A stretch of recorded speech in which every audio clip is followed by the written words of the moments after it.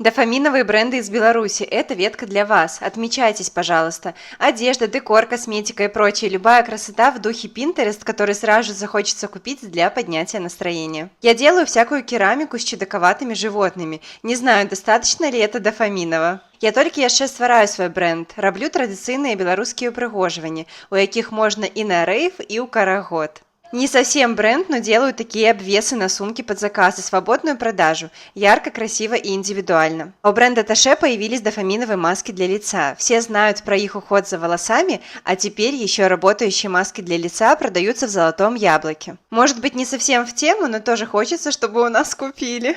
Такое личится.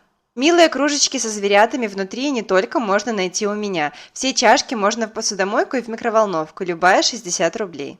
Не ведаю, насколькі дафамінавыя мае працы, але працэс стварэння вельмі штырыць. Запрашаю на занятки традиционным ткацтвом. Не знаю, насколько мое творчество дофаминовое, зато я балдею.